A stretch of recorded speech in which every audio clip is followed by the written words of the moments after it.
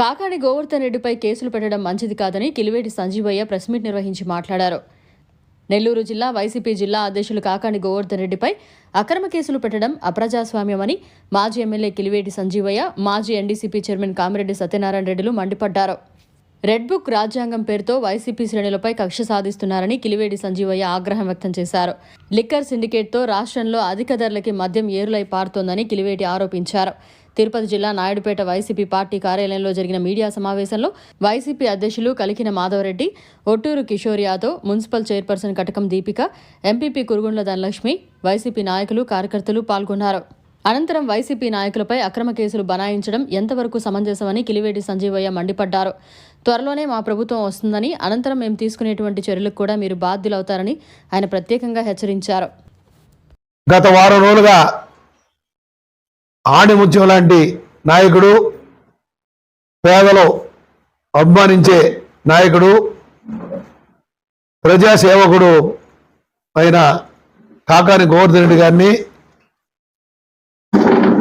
పార్టీకి నిబద్ధతగా పనిచేస్తున్నాడనే కారణంతో ఏదో ఒక రకంగా ఇబ్బందులు పెట్టాలా, ఆయన కేసులు పెట్టాలా, ఇరికించాలా అనే ధోరణితో ఈ కూటమి ప్రభుత్వం చెలరేగిపోయి అన్యాయంగా అక్రమంగా కేసులు పెడుతూ ఎప్పుడో 2024లోనో 25లోనో 23లోనో mining ఎత్తారంట.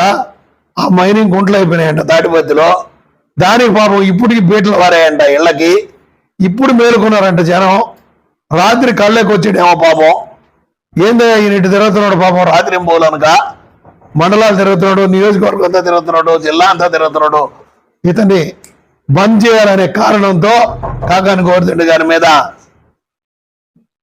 Mining case plus SC/ST case పెట్టడం దారుణమైన విషయం.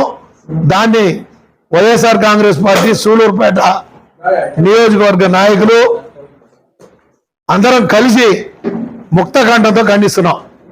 ఈనాటి మీడియా సమావేశానికి ప్రధాన కారణం, ఉద్దేశం ఈ జిల్లాలో, ఈ రాష్ట్రంలో, ఈ జిల్లాలో జరుగుతున్న పరిణామాలు. ఈ రాష్ట్రంలో కూటమి ప్రభుత్వం ఏర్పడిన తర్వాత 9 నెలలు కావస్తా ఉంది. ఈ కూటమి ప్రభుత్వం మాటలే కానీ చేతలు ఏమి లేదు. రెడ్ బుక్ రాజ్యాంగాన్ని తీసుకొచ్చి అమలు చేస్తున్నారు కానీ డాక్టర్ బాబాసాహెబ్ అంబేద్కర్ చేసిన రాజ్యాంగాన్ని పక్కన పెట్టేశారు. ఈ ఆంధ్ర పోలీస్ వ్యవస్థ ఏ విధంగా తయారైపోయిందంటే వైఎస్ఆర్ కాంగ్రెస్ పార్టీ నాయకులు ఎక్కడ మాట్లాడినా, ఏం మాట్లాడినా ప్రజా సమస్యల్ని వాళ్ళ గొంతుకుతో వినిపిస్తే చాలు వారి మీద ఈ పోలీస్ ద్వారా అరాచకాలు. పోలీస్ వ్యవస్థ ఎంత దిగజారిపోయిందంటే ఈ పోలీస్ వ్యవస్థ వాళ్ళ యొక్క పరిపాలనని పక్కన పెట్టి ఈరోజు ఏదైతే తెలుగుదేశం పార్టీ ఉందో, తెలుగుదేశం పార్టీ నాయకులు ఉన్నారో ఆ పార్టీకి, ఆ నాయకులకి కాపలాదారులాగా వ్యవహరిస్తున్నారు. జిల్లా వైఎస్ఆర్ కాంగ్రెస్ పార్టీ అధ్యక్షులు శ్రీయుతులు, మాజీ మంత్రివర్యులు శ్రీయుతులు కాకాని గోవర్ధన్ రెడ్డి గారి మీద మొన్న కేసు పెట్టడం, ఆ కేసుకి పరాకాష్ట ఇదే. ఈరోజు ఎప్పుడో 4 ఏళ్ళకు ముందో 3 ఏళ్ళకు ముందో మైనింగ్ జరిగిందంట. ఆ మైనింగ్లో మరి ముద్దాయిలు వేరే వాళ్ళ మీద కేసులు పెట్టారు. ఫిబ్రవరిలో పెట్టారు.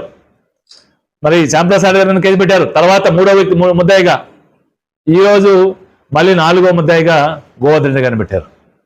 చెప్తా ఉన్నా, ఈ జిల్లాలో కూటమి ప్రభుత్వం ఏర్పడిన తర్వాత జరిగినటువంటి మైనింగ్ లూటీ ఎప్పుడైనా ఈ రాష్ట్ర చరిత్రలో ఎప్పుడు జరగలేదు. ఏం చేస్తున్నారా? లిక్కర్, ఈ రాష్ట్రంలో లిక్కరు ఎంత విచ్చలబెడతనం ఉందయ్యా. మంచినీళ్ళు దొరకట్లా, లిక్కర్ మాత్రం దొరుకుతా ఉంది. ఏటీఎం అయిపోయింది లిక్కర్. ఇంటికి ఫోన్ చేస్తే, లిక్కర్ షాప్కి ఫోన్ చేస్తే డోర్ డెలివరీ సిస్టమ్ పెట్టారు ఇప్పుడు లిక్కర్. దౌర్భాగ్యం ఏంటంటే గతంలో కూడా ఈ బెల్ట్ షాపులు ఇవ్వడం నడుపుతా ఉండొచ్చాము. భయంగా తీసిపోయేవాళ్ళు. జగన్మోహన్ రెడ్డి గారు ఎక్కడంటే అక్కడ కట్టడి చేసి ఎస్సీబీ ఒక వ్యవస్థను పెట్టి ఈ బెల్ట్ షాపులన్నీ పూర్తిగా నిర్మూలన చేశారు. ఎక్కడన్నా అరాపరా దొంగతనం జరిగితే కూడా వాళ్ళ మీద కేసులు పెట్టి ఇబ్బంది పెట్టాం. ఈరోజు అధికారంలో ఉన్న వాళ్ళే వాళ్ళ నాయకత్వంలోనే ఓన్లీ ఆఫీస్ మెయింటైన్ చేస్తూ నెలల మామూలు దండుకుంటూ అన్ని లిక్కర్ సిండికేట్ చేసి సిగ్గుండాలయ్యా, సిగ్గుండాలా మళ్ళీ బయటకు వచ్చి మాట్లాడుతున్నారా? ముఖ్యమంత్రిగా ఉన్న వ్యక్తి ఇన్ని లక్షల కోట్ల అప్పులు ఉంటే ఉన్నా కూడా నేను సంపద సృష్టిస్తాను, మరి పేదవాడికి మంచి చేస్తాను, ఈ పథకాలన్నీ ఇస్తానని 1కి 4 చెప్పి అధికారంలోకి వచ్చిన తర్వాత నువ్వు చెప్పిన 14 లక్షల కోట్ల అప్పులను పక్కన పెడితే 5 లక్షల కోట్ల అప్పులుంటే 3వ వంతు కూడా అప్పులు లేకపోతుంటే మరి నువ్వు ఇస్తాన్న కార్యక్రమం చేసావా? ఈరోజు అసెంబ్లీలో కూర్చొని ఆ స్క్రీన్స్ చూస్తూ పథకాలు చెప్పాము, భయం వేస్తామని చూస్తామంటే అంటే భయం వేస్తాను. పేదవాడిని చూస్తే భయపడికి, ఎందుకంటే పేదవాడికి ఇవ్వాలంటే మనసు లేదు నీకు, అందుకు భయపేస్తాను నీకు. మరిన్ని అప్డేట్స్ కోసం మన HN9 టీవీ ఛానల్ని సబ్స్క్రైబ్ చేసుకోండి.